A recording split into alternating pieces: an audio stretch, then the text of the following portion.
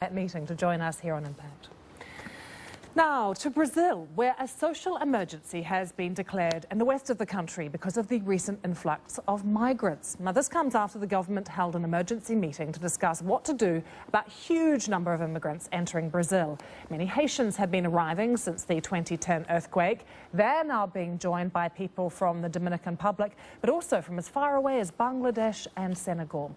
Let's take you to the World's Newsroom. We can join Babita, who is there for us. Babita, what's being said there? Well, Lucy, yes, welcome to the World's Newsroom. You join me on the 5th floor here, which is home to 27 language services of the BBC. And a lot is being said about this story because it's not only Brazil, which has in one of its states declared a state of emergency regarding illegal immigration, but also other countries as well, which have a number of people leaving for Brazil to try and find work. With me, I'm pleased to say, is from BBC Brazil, Silvia Salek.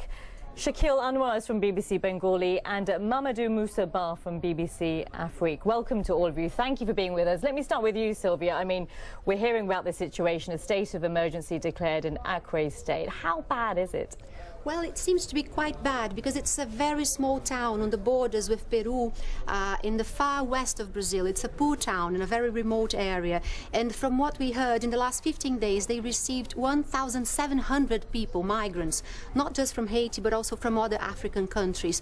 So obviously, a town this size, it's not being able to cope. So what they hope is to get more funds to deal with what is being seen as a problem by Yeah, and we're just looking at its position where it is in the far western part of Brazil. A strategic position bordering with Peru and Bolivia, clearly a clear channel for illegal immigrants should they want to enter the area. Exactly, and it all started with Haitians. A few years ago they kind of opened this route, but the new development there is that now it is being used by maybe mafias, you know, people who are smuggling migrants from other countries through that same route.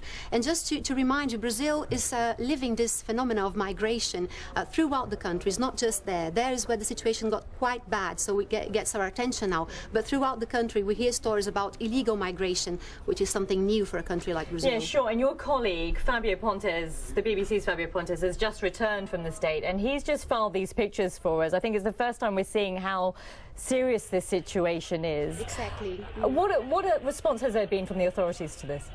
Well, the authorities promised to send more money to this specific town.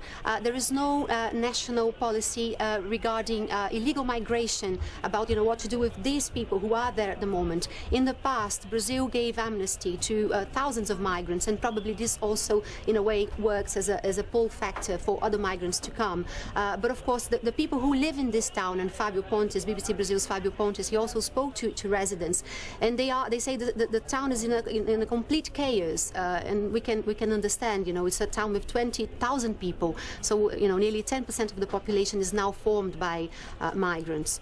Many people, Mamadou, wouldn't think that Senegal would be the place that many are hoping to now leave and head to Brazil for opportunities. I mean, there is an issue, isn't there, about the mass migration of Senegalese?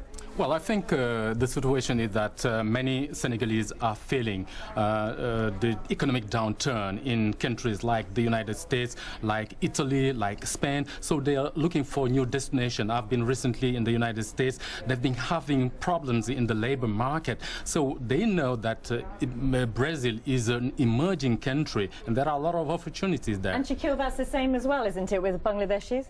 Oh, well, Bangladesh is a small country, 160 million people, so people have been trying to go out whatever way they can. And it has been going on for decades, actually. So it's a major migrant-sending country, Bangladesh.